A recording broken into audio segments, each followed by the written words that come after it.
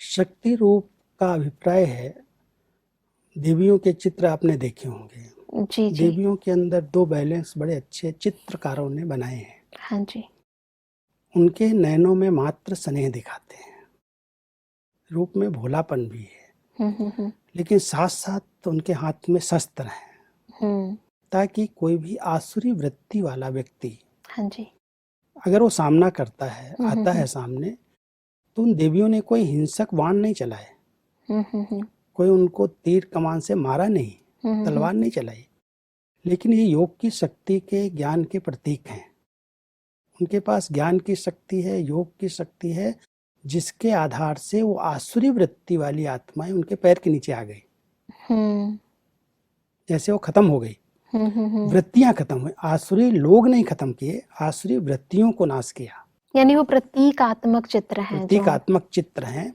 स्नेह है, मात्र स्नेह है, सबके प्रति रहम भावना भी है, लेकिन कोई गलत विचारों से हमारे सामने आए और उस भावना के आधार से व्यवहार करना चाहे, तो आपको स्नेह रूप नहीं धारण करना है। आपको उस समय शक्ति रूप, माना कि मैं तो काली हूँ, मैं दुर्गा हूँ, असुर संहारिणी हूँ, ये शक्ति स्वरूप अगर है, तो कोई भी विकारी आसुरी वृत्ति वाली आत्माएं आपको वाइब्रेशन तक भी टच नहीं करा सकते।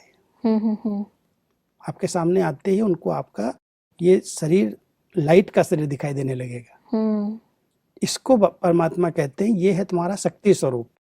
आप इतने कोमल नहीं बन जाओ, इतने से नहीं बन जाओ जो आपके प्रति उसकी नेगेटिविटी वार कर दे।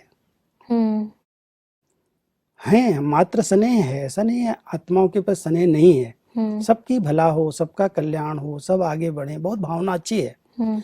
लेकिन अगर मुझे आत्मा के प्रति कोई गलत दृष्टि से आ रहा है, कोई आसुरी विचारों से आ रहा है, उसके वाइब्रेशन तक भी मुझे टच न करें, उसके लिए मुझे उस शक्ति स्वरूप स्थिति में रहना है। यानी उसकी जो बॉडी कॉन्शियस स्टेज है, देह अभिमानी स्थिति है, वो मेरी सोल कॉन्शियस स्टेज से अगर हावी होना चाहे तो ना हो पाए, यदि मैं शक्ति स्वरूप में हूँ, यानी सुप्रीम पावर से कनेक्टेड हूँ, यानी शिव की है, एक बहुत ऊंचा सम्मान है। शक्ति स्वरूप का अर्थ ये नहीं है कि कोई शक्ति हूँ मैं, ऐसे कोई डरावना रूप है, ऐसा नहीं है। हाँ जी, हाँ जी। लेकिन एक सम्मान है कि मैं किसकी हूँ।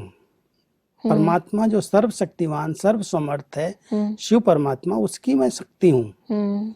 और उस शक्ति के आगे ये आसुरी शक्तियां कुछ नहीं कर सकती, क्योंकि गोपियों का स्नेह गाया हुआ है। हाँ जी। शक्तियों का स्नेह नहीं दिखाया है। शक्तियों को तो दुर्गा के रूप में, काली के रूप में, असुर संहारिणी के रूप में पूजन हो रहा है। आज 9 दुर्गा 2 बार पूजी जाती हैं साल में। बिल्कुल, 2 बार उनका पूजन साल में किया जाता है। किसी देवी देवताओं की साल में 2 बार पूजा नहीं होती, देवियों की 2 बार पूजा होती है। जी जी जी। तो नवरात्रि जो है शिव शक्तियों की यादगार है, और ये शिव शक्तियों की यादगार साल में 2 बार मनाई जाती है। शिव परमात्मा से शक्ति ली, कोई बहनों की बातें सिर्फ नहीं है, जी जी, जिन्होंने भी ली, मेल और फीमेल की बात यहाँ नहीं है। ये तो चोला किसी को मेल का, किसी को फीमेल का मिला, जी। लेकिन हर आत्मा शक्ति स्वरूप स्थिति में रहे, परमात्मा की शक्ति लेकर के, उसका यादगार 9 दुर्गा के रूप में पूजा जाता है। वो असुर संहारिणी, माना आसुरी वृत्ति को समाप्त करने वाली देवियां हैं, और वो शक्ति योग के द्वारा उन्होंने प्राप्त की। इसलिए गोपी माता नहीं कहा गया, गोपियों को शक्ति अवतार नहीं कहा गया, भारत माता शक्ति अवतार गाया गया। परमात्मा जो हम सबको यहाँ सिखा रहे हैं कि आप गोपी सिर्फ बन करके नहीं रहो। गोपियों का तो सिर्फ स्नेह में डूबी हुई थी भगवान के। स्नेह भी कई बार नुकसान पहुंचा देता है।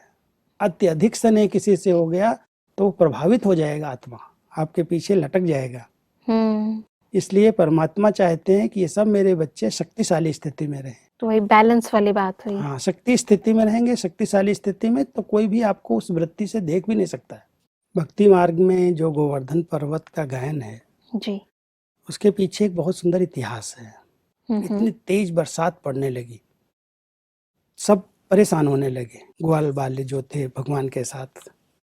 तो उनकी सुरक्षा के लिए भगवान ने बहुत युक्ति रची गोवर्धन पर्वत को हाथ से उठा लिया और सबको कहा, जितने ग्वाल बाल थे सबको कहा तुम भी अपनी उंगली लगाओ, उंगली लगाओगे तो उसके नीचे आ जाओगे, ताकि बरसात जो पड़ रही है बहुत तेज से, तूफान आया हुआ, उसमें सेफ हो जाओगे जी। तो ऐसा एक दृष्टांत बनाया है भक्ति का। हाँ जी। लेकिन परमात्मा इस कलयुग के गोवर्धन पर्वत को, बहुत बड़ी सृष्टि जो कलह कलेश वाली बन गई, इसको बदलना चाहते हैं। इस कलयुग को सतयुग में लाना चाहते हैं। अब इस सृष्टि को बदलने के लिए अकेले परमात्मा कहता मैं कुछ नहीं करूंगा, आप बच्चों के अंगुली की सहयोग चाहिए। जब आप अपनी अपनी अंगुली देंगे, माना शक्ति स्वरूप स्थिति में रहेंगे, तब ये आसुरी वृत्तियां इस संसार से खत्म होंगी।